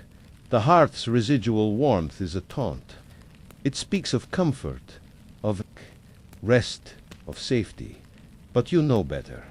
The night is not safe. The world beyond the door is not kind. And so you lie awake, your body heavy with exhaustion, your mind sharp as the knife beneath your pillow. The night deepens the weight of memory, duty, of a life measured in small, unseen sacrifices. You remember the first time your father taught you to bar the door. You were 9. The iron bar was heavier than your arm. "This," he said, "is the most important thing you will ever do." You didn't understand then. You do now. The tavern is more than wood and stone. It is a fragile kingdom, its borders marked by firelight and shadow. And you are its silent sentinel. A floorboard creaks below. Your breath catches. But it's only old Tom, the cooper, shifting in his drunken sleep. You know the sound of his snores, the way he mutters his dead wife's name when the ale runs deep. Outside, the wind rises. It moans through the thatch, rattles the shutters. Somewhere, far off, a dog barks. A lonely sound.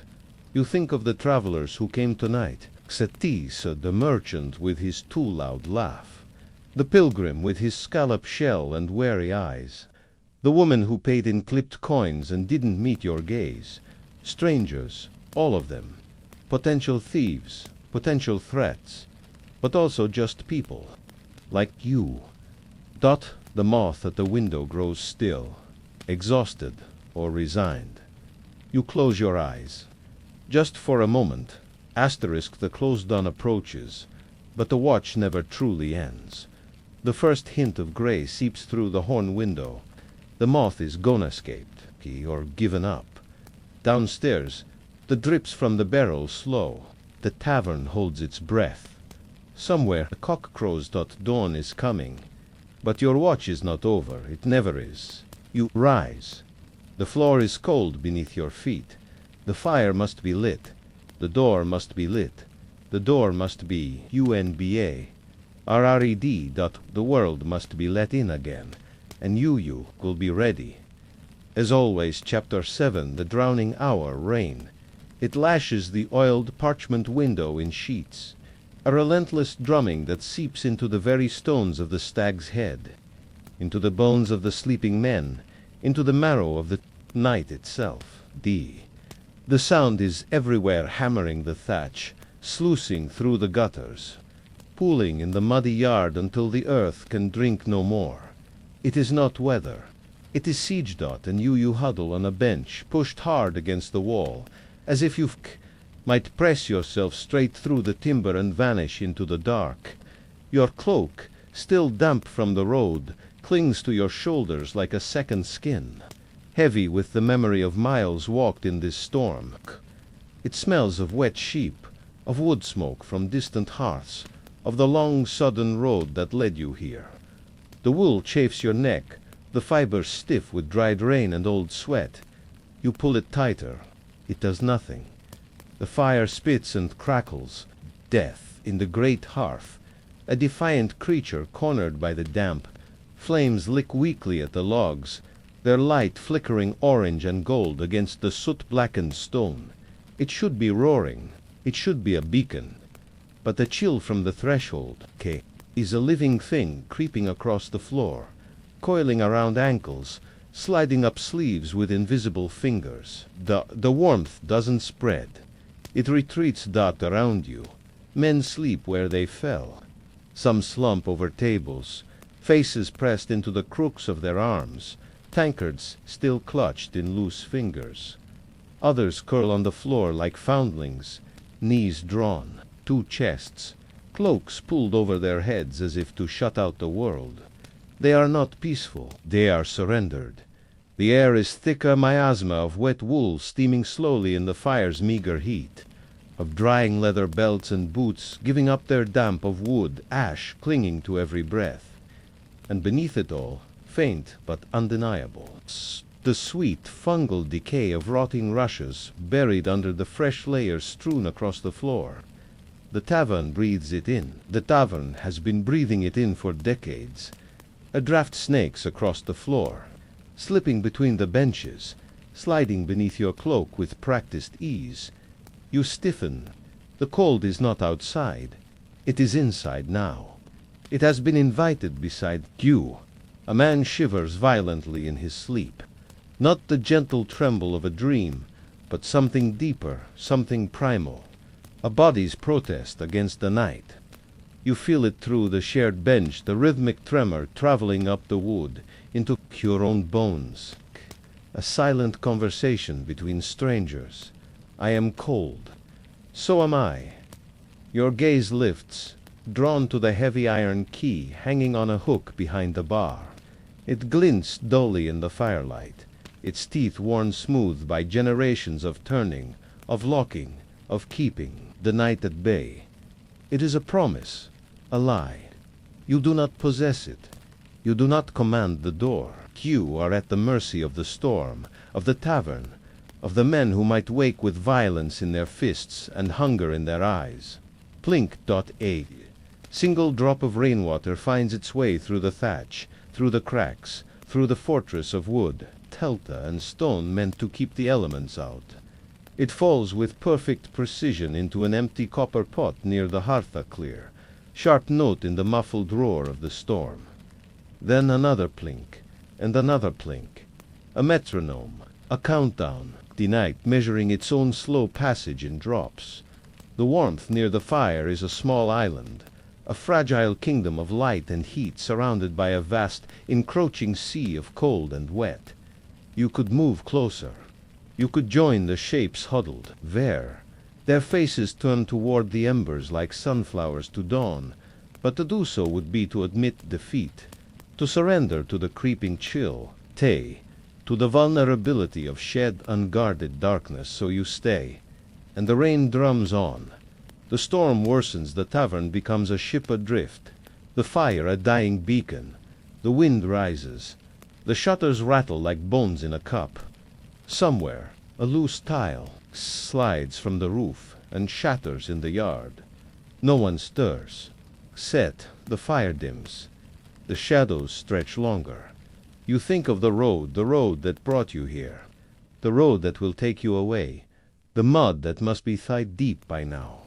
The ditches turn to streams, the streams turn to torrents.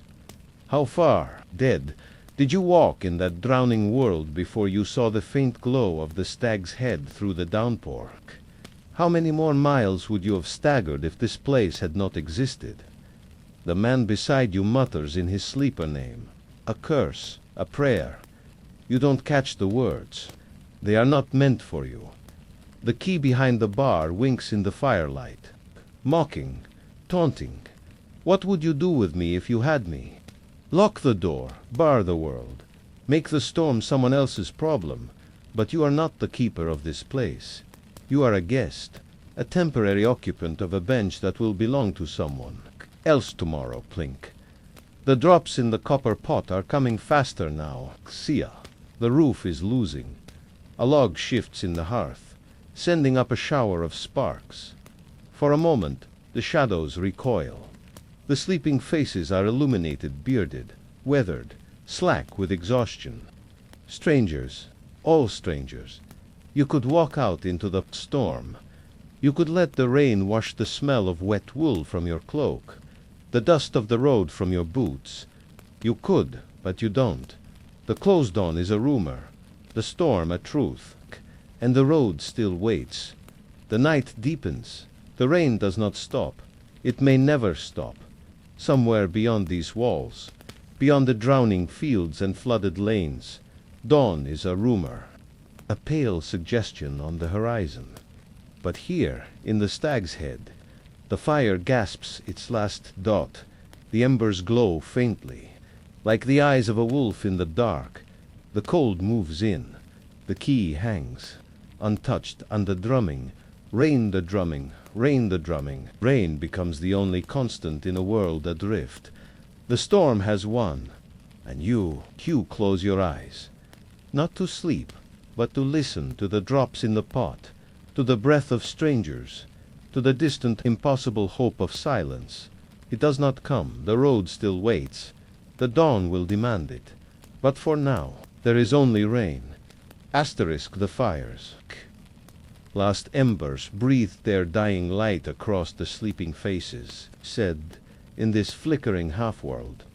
The tavern's patrons become something other than men, shapes of shadow and amber, their features smoothed by darkness into something ancient and universal. The snoring merchant becomes every merchant who ever sought shelter from life's storms. The curled pilgrim becomes all wanderers who've walked wet roads toward uncertain salvation. Your fingers, stiff with cold, trace the grain of the bench beneath you. The wood tells its own story, decades of tankards leaving ghostly rings, knife points carving initials and grievances into its surface, the slow polish of countless sleeves rubbing away its roughness. This tavern has been here longer than any of its current occupants. It will remain when they're all gone. The thought should comfort. It doesn't. A particularly violent gust shakes the building, sending a fresh cascade through whatever breach in the roof feeds the copper pot. Splink-plink. Plink-plink, faster now, more insistent. The storm is finding its way inside, just as the cold found its way beneath your cloak, just as the weariness found its way into your bones. The sleeping man beside you jerks, suddenly, his foot connecting with your shin. You bite back a curse as pain blooms sharp and bright, but he doesn't wake. None of them wake. Day sleep, the sleep of the just drunk enough, the truly exhausted, those who've surrendered completely to the night. You envy them. Your own exhaustion is a leaden weight, but sleep remains a cliff edge you can't quite bring yourself to step over. The hearth's fading glow catches the edges of a carving on the table before you. Squinting, you make out crude letters. Th was here 1412, a decade gone. You wonder about Th, whether he found what he sought, whether he survived the pestilence that swept through to summers past, whether he ever thinks about this tavern on stormy nights. The knife that carved those letters might be the same now, resting against your thigh. Time collapses in these small moments. The storm triggers memories, flashes of other nights, other shelters, other roads.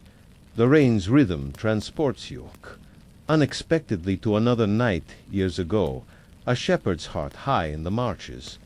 The thatch so thin the stars were visible between the reeds. Cu'd been younger then. Greener, still believing the road would lead somewhere remarkable. The storm that night had been gentler, almost musical as it played the hills like some divine harp. You'd slept deeply, wrapped in a borrowed cloak that smelled of lanolin and thyme. The memory dissolves as a particularly violent gust shakes the tavern. Something heavy crashes outside, a fallen branch perhaps, or an unsecured shutter torn free. One of the sleepers mumbles and turns over. The storm is rewriting the landscape beyond these walls, erasing paths, swelling streams, reshaping the very road that brought you here. Tomorrow's journey may bear little resemblance to yesterday's. Your bladder protests. The ale you drank hours ago demands release. But the thought of venturing into the yard, of facing the storm's full fury for even those few steps, unthinkable. You shift uncomfortably, calculating hours until dawn. The body's needs become monumental in such nights, each small discomfort amplified by the knowledge that relief requires braving the elements. The fire surrenders another inch of ground to the darkness. Shadows pool in the corners like black water rising. You find yourself staring at the tavern's door, not the barred main entrance, but the smaller servant's door that likely leads to the yard. It shudders in its frame with each gust. Its leather tinges, groaning. How many storms has it weathered?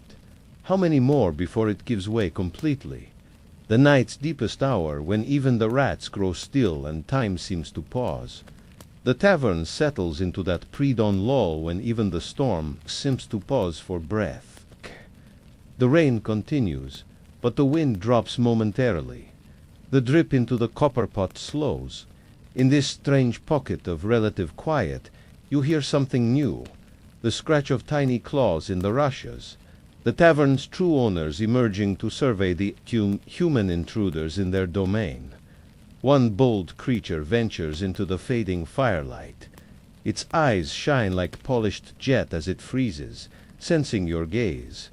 For a long moment, man and rat study each other across the gulf of their natures. Then, with a twitch of its whiskers, it vanishes into the shadows.